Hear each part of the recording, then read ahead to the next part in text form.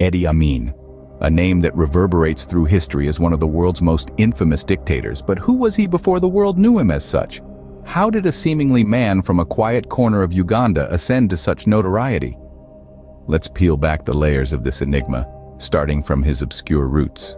Amin's exact birth date remains shrouded in mystery, with experts speculating it was sometime between 1925 and 1928. Nestled in the remote West Nile province, he was born into the Kakwa people, a small Islamic tribe that had migrated to the region just a few generations earlier. Amin's formative years were largely shaped by his mother, while his father played an intermittent role in his upbringing. The opportunities extended to the young Amin were meager, an unfortunate consequence of his Ugandan roots rather than any lack of ambition on his part. His education was rudimentary at best. However, at the tender age of 21, Amin took a step that would catapult his life into an unforeseen trajectory. He joined the King's African Rifles, a former British regiment. This decision would mold his future in ways no one could have foreseen. Amin's journey from obscurity to notoriety was paved with limited opportunities and tough choices, laying the groundwork for the contentious figure he would ultimately become. From a humble cook to a fearsome soldier, Idi Amin's rise through the military ranks was as rapid as it was ruthless. Starting his military career as an assistant cook, Amin displayed an insatiable thirst for power, quickly ascending through the ranks. His distinguished service in the King's African Rifles saw him deployed to both Somalia and Kenya, where he was tasked with crushing rebel forces. Amin was relentless in his duties, often displaying a level of brutality that would become a hallmark of his later rule. His reputation for cruelty was so pronounced that it nearly derailed his military career. Yet, instead of facing retribution, Amin was promoted to the rank of Effendi in 1959, the highest possible rank for a black African soldier in the British military. Alongside his military prowess, Amin was also a skilled boxer, an apparent manifestation of his affinity for conflict. His physical dominance in the ring mirrored his authoritarian style in the military, further solidifying his reputation as a force to be reckoned with. As Uganda moved towards independence in the late 1950s, Amin allied himself with the future Prime Minister, Obote, a shrewd political move that would secure his position in the post-independence military structure. Upon independence in 1962, Amin was made lieutenant in Obote's Ugandan army. Amin's first order of business was to quell cattle theft in the north. However, his methods were so brutal that the British demanded he be tried for his crimes. Instead, Obote sent him to further his military education in the United Kingdom. Upon his return to Uganda in 1964, Amin was faced with an army in full-scale mutiny. Tasked with restoring order, Amin succeeded, earning him yet another promotion, this time to deputy commander. From there, his ascent continued. He was accused of smuggling goods out of the Congo alongside Prime Minister Obote, further enriching himself and fortifying his position in the military. Amin had ascended through the ranks, but he was far from satisfied. His ambition was just beginning to take flight. As Obote declared himself president, Amin's hunger for power only grew stronger. Amin was not content with being a mere lieutenant in Obote's army. His eyes were set on the throne, and he was ready to do anything to attain it. In the shadows of military hierarchy, Amin was engaged in illicit activities. He was accused of smuggling gold, coffee, and ivory out of Congo. But his transgressions didn't end there. Amin was also suspected of dealing arms with Sudanese rebels. These activities were not just for personal gain, but also strategic. The funds amassed from smuggling and arms dealing were used to fortify his position within the Ugandan military, buying loyalty and influence. Meanwhile, Obote was consolidating his own power. He promoted Amin to the position of Chief of Army and Air Force. This new role endowed Amin with even more authority, further fueling his ambition. However, this promotion was a double-edged sword for Obote. On one hand, it kept a potential rival close. On the other, it gave Amin access to more resources and influence. As Obote took on the mantle of president, the relationship between him and Amin started to strain. Obote began to see the potential threat that Amin posed. He attempted to assert greater control over the military, but Amin had grown too powerful. The tension between the two was palpable. In 1969, an unsuccessful assassination attempt on Obote's life further escalated the situation. The president grew more wary and suspicious. But Amin was not deterred. He had a taste of power and he wanted more. Amin's ambition was greater than any title could satisfy. He saw an opportunity for power and he was ready to seize it. His journey from a remote Ugandan village to the highest ranks of military power was marked by a relentless pursuit of control.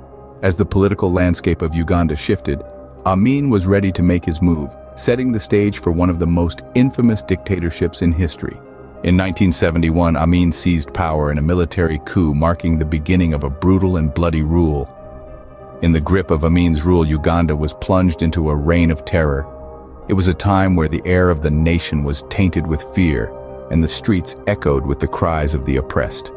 Amin's rule was not just one of oppression, but one that thrived on the expulsion of non-Africans, widespread terror, and a perverse joy in humiliation. Just a year into his rule, Amin issued a decree for the expulsion of Asians from Uganda. He claimed that God had come to him in a dream and told him to chase out the economic saboteurs. The Asians, mainly of Indian and Pakistani origin, who had made Uganda their home, were given 90 days to leave the country. Over 70,000 people were uprooted, their businesses nationalized, and their lives thrown into disarray. This move, while popular among some Ugandans, led to economic turmoil and international isolation. Amin's reign was also marked by a terrifying purge of perceived enemies. He ruthlessly stomped down on anyone he saw as a threat, real or imagined. Army officers, journalists, judges, foreign nationals, and even his own cabinet ministers were not immune to his paranoia. The bodies of his victims were often dumped into the Nile River, a grim reminder of his cruelty. His reign was so bloody that it's estimated that between 100,000 to 500,000 people lost their lives during this time. But what was perhaps the most chilling aspect of Amin's rule was his joy in humiliation. He reveled in the fear he instilled in others, often personally overseeing the torture and execution of his victims.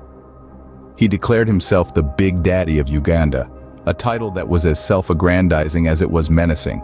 He would often dress in different uniforms, awarding himself numerous medals and titles, including Conqueror of the British Empire. His unpredictability and his flamboyant display of power only served to intensify the fear and uncertainty that shrouded the nation. Under Amin's rule, Uganda was a nation held hostage, its people living in the shadow of a tyrant. His reign was one of brutal repression and economic mismanagement. The country's infrastructure crumbled, its resources depleted, and its people lived in constant fear. Yet, Amin seemed oblivious to the suffering of his people, often seen laughing and joking in public, even as the nation crumbled around him. Edi Amin's rule was a reign of terror that etched his name in the annals of history as one of the world's most brutal dictators. His legacy is one of bloodshed and terror, a chilling reminder of the depths of human cruelty. Yet it also serves as a testament to the resilience of the Ugandan people, who endured his brutal rule and emerged from it stronger and more united. Idi Amin's rule ended in 1979, but his legacy continues to cast a long shadow over Uganda. The 8-year reign of Idi Amin was a tumultuous period in Uganda's history, marked by gross human rights abuses, economic decline, and political instability. Amin's dictatorial rule was characterized by rampant corruption, widespread terror, and utter disregard for human life. The human rights abuses under Amin's rule were staggering.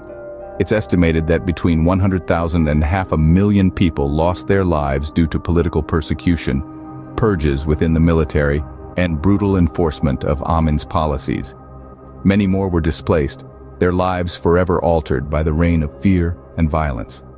The economic impact of Amin's rule was equally devastating. His expulsion of Uganda's Asian community, who were key contributors to the economy, led to a severe economic decline. His mismanagement of the economy resulted in hyperinflation and a massive increase in public debt, the effects of which are still felt today. Politically, Amin's rule was marked by instability and unpredictability. His erratic behavior, coupled with his propensity for violence, created a climate of fear and uncertainty. His overthrow in 1979 was a turning point for Uganda, paving the way for a period of relative stability and gradual economic recovery. Yet the long-term impact of Amin's rule on Uganda cannot be understated. His reign left deep scars on the nation's psyche, and the legacy of his brutal dictatorship continues to influence Uganda's political, economic, and social landscape. The story of Idi Amin is a chilling reminder of the power of ambition, the dangers of unchecked authority, and the resilience of a nation forced to endure years of tyranny. His reign serves as a stark warning of the potential consequences when power is concentrated in the hands of a single, ruthless individual. As we reflect on Amin's legacy, we are reminded of the importance of holding leaders accountable, of standing up against tyranny, and of the enduring strength of the human spirit in the face of adversity. The story of Edi Amin is a chilling reminder of the power of ambition, the dangers of unchecked authority, and the resilience of a nation forced to endure years of tyranny.